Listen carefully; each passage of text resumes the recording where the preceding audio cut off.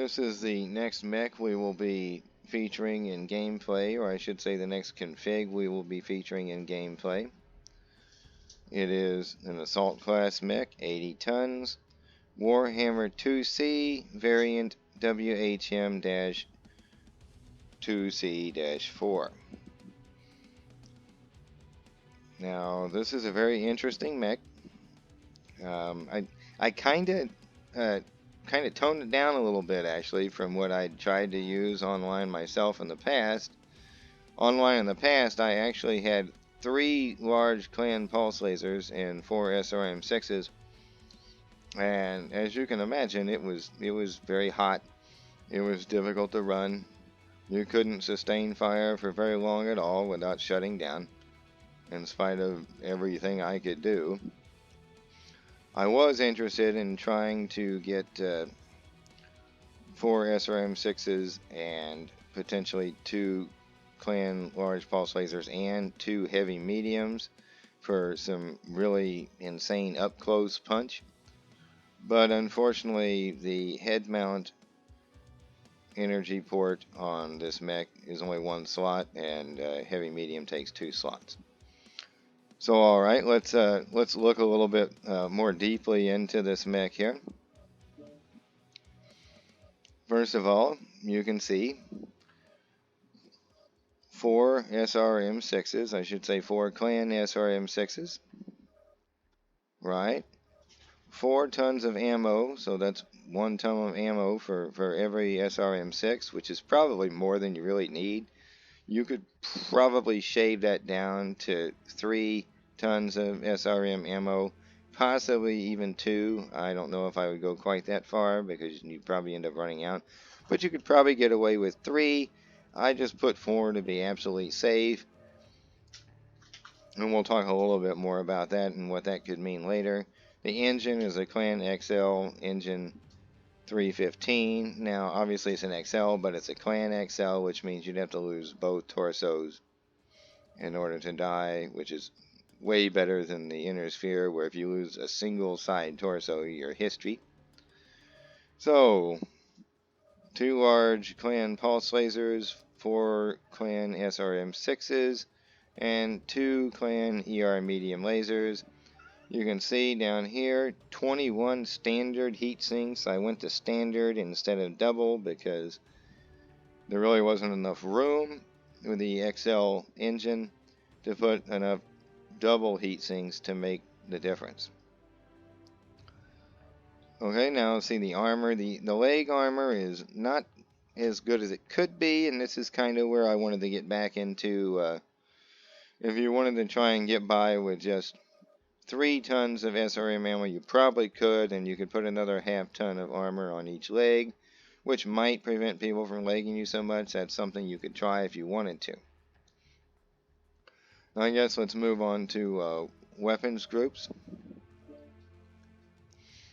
Now, here I have the 2 large pulse lasers on trigger 1, all SRMs on trigger 2, and that's the only trigger I have for SRM, so it's kind of your main weapon, whereas the lasers are kind of just fire as you need to or when you can to prevent, as long as you're not overheating.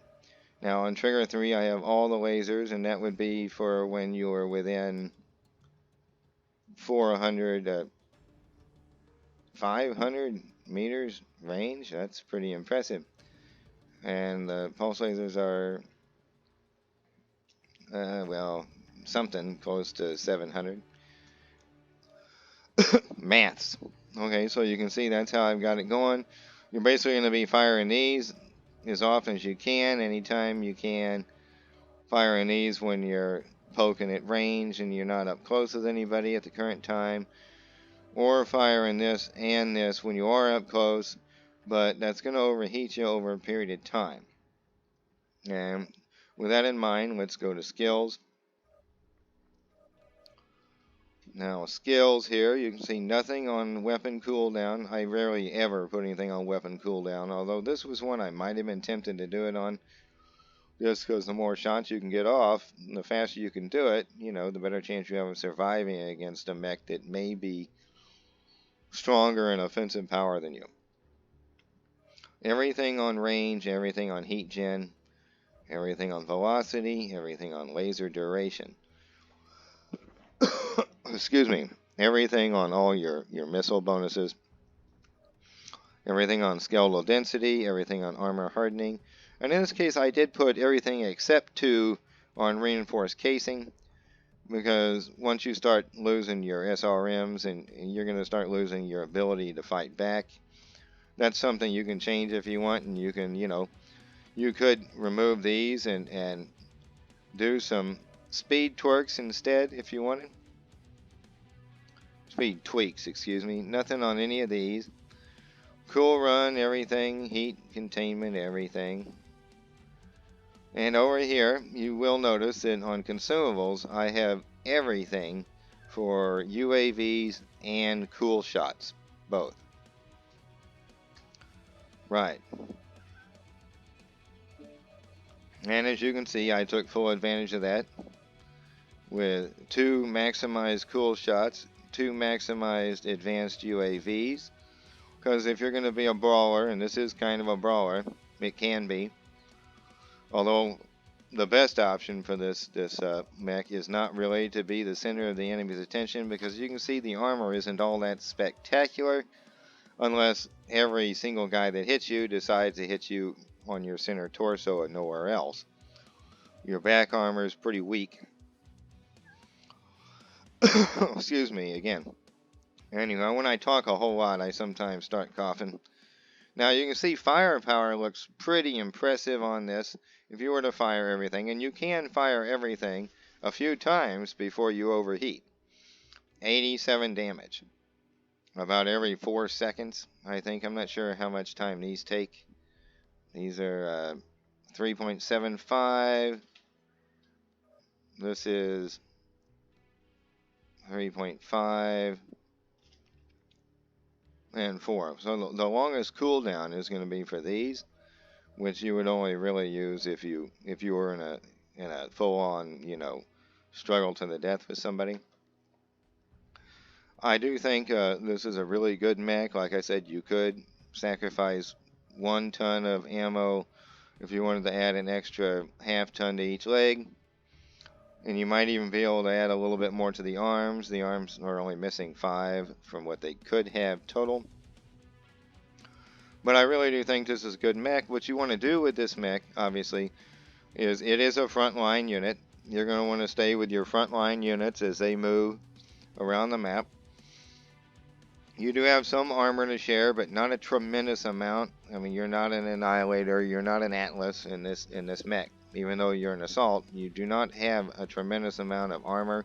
And if you're up against an Annihilator that's hitting you with 4 LBX-10s, you're not going to last long if you're his primary focus. So you want to try and avoid, when possible, being the enemy's primary focus with this mech, and just keep firing. If you're getting and really only want to use the cool shots if you're in a situation where you really need to keep firing. If you're in a situation where you can back off a little bit and cool down, you should do that, because you only have 2 cool shots. The UAVs, obviously, if you're coming around a corner, if you're in a place where you got a good idea that there's enemies nearby, you want to deploy one of those for your team to help them out. Well, that's really about it on this mech. I hope you guys enjoyed this video. The next video will feature the gameplay footage with this mech. So with that in mind, I'll see you then, although I'm not really using the microphone right now in gameplay videos. That may change in the future. I don't know. A lot of times I'll just put text down here on the bottom right during gameplay, just to, if I think, there's something I should tell you or something. But like I said, with that in mind, I hope you enjoyed this video, this instructional video, and I do hope everyone has a good day.